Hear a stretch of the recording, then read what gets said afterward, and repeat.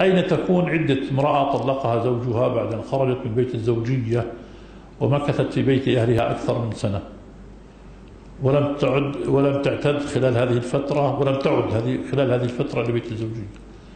جعل الله كم المسلمون يظلمون محاسن دينهم،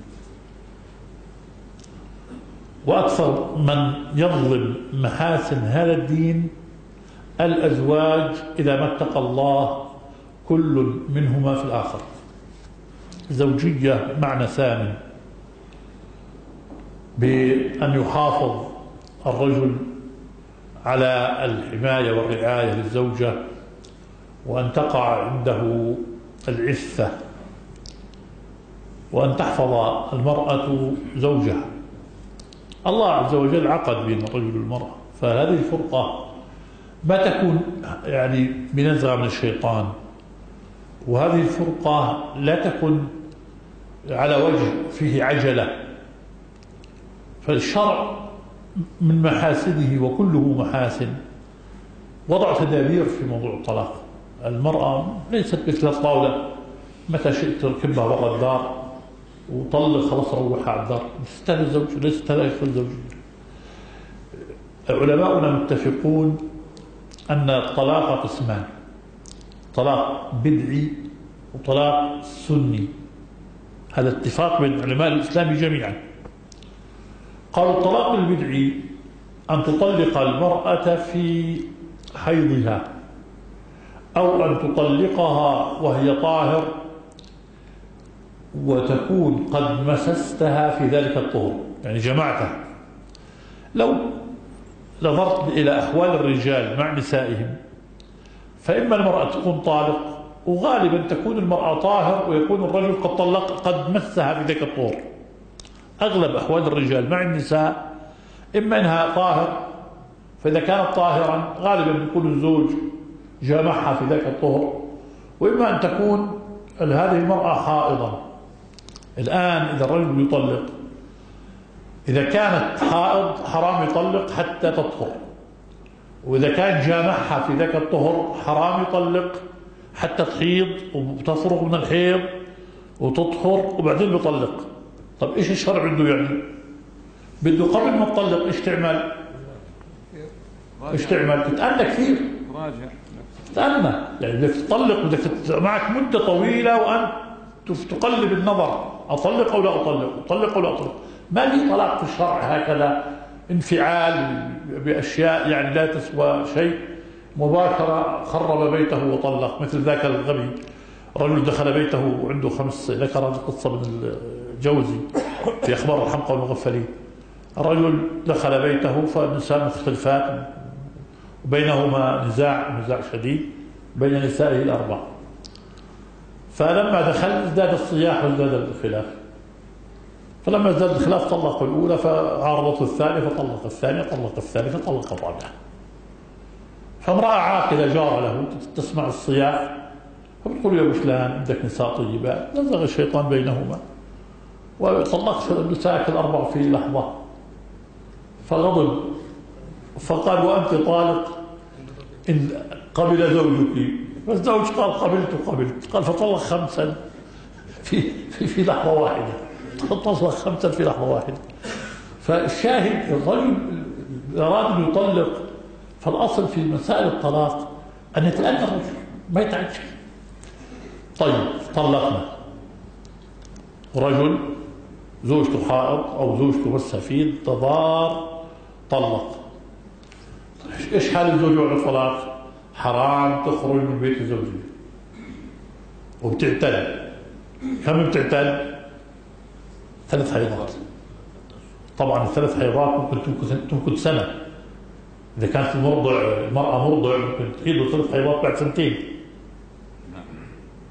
وإذا ما هي مرضع تحيض المرأة 3 حيضات. ال3 حيضات أقل شيء 3 شهور. إذا الرجل لم يعاشر الزوجة في هذه المدة تنتهي عدتها، بده يصبر 3 أشهر، والزوجة عنده تتجمل له كسائر الزوجة، كأنها زوجة، هي زوجة. المرأة في العدة زوجة تمكث هذه الفترة 3 أشهر 3 حيضات، تعيش معه وتنام بجانبه إلى آخره. فإذا ما مسها 3 أشهر حينئذ تطلق.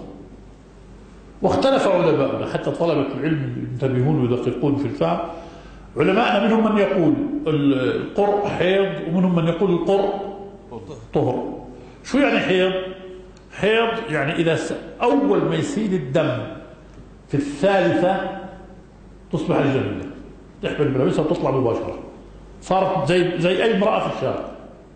واللي بيقول طهر ويؤثر هذا عن عمر، يقولون له أن يدخل عليها وهي تغتسل من طهرها من حيضتها، فبعد ارتدائها لثيابها من الحيضة الثالثة تصبح أجنبية. يعني لما ترتدي ثيابها خلاص حينئذ تصبح بعد ارتدائها ثياب تصبح أجنبية، يحرم عليه أن يمسها ويجب عليها أن تخرج من بيتها. إحنا اليوم أجنبية من أول طلقة، من أول ما يقول لها أنت طالق بتصير أجنبية الزوجة. إحنا بنخرب بيوتنا، إحنا الآن بنطلق بطريقة غير شرعية.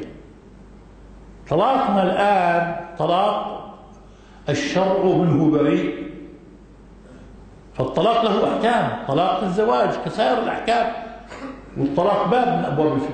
فبالتالي المرأة تقضي عدتها في بيت زوجها لا في بيت أبيها.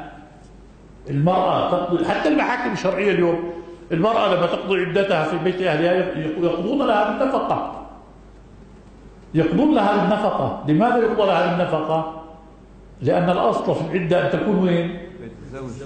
لذا إذا الراجل الزوج يلغي النفقة يقول تعالي على بيت الزوجية، بدك نفقة تفضل لبيت الزوجية تأخذ النفقة. لكن ما زالت المحاكم الشرعية تقضي لها بالنفقة. الشاهد أن الأصل في العدة أن تقضى أين؟ أن تقضى في بيت الزوجية. طيب امرأة قضت في بيت أهلها وحضت 3 حيضات أصبحت أجنبية عنه، انطلق أصبحت أجنبية عنه. فإذا أصبحت أجنبية عنه فحينئذ يجوز لسائر الناس لسائر الرجال أن يتقدموا لها بالنكاح والخطبة. الطلاق البدعي يقع؟ الراجح أنه يقع، وقد ثبت في البخاري عن نافع قال وقد طلق ابن عمر زوجته قال حسبت طلقة. هذا في البخاري قال حسبت طلقة. ولابن رجب في جامع علوم الحكم ولابن عبد البر في التمهيد كلام بديع للغاية في طلاق البدعي وأنه يقع. إذا طلق رجل زوجته وهو في بلد غربة وزوجته ليست معه أي هي في بلدها، فكيف تكون عدتها؟ وهل يجوز لها أن تذهب إلى بيت أبيها؟ وخاصة أن زوجها ليس عنده، تبقى في بيت زوجها كأنها زوجة، ثم بعد ذلك تنتقل بعد أن تنتهي عدتها تذهب إلى بيت أبيها، لأن نفقتها في عدتها على زوجها. والأصل في المرأة أن تكون محبوسة عند من ينفق عليها. الأصل في المرأة أن تكون محبوسة عند من ينفق عليها.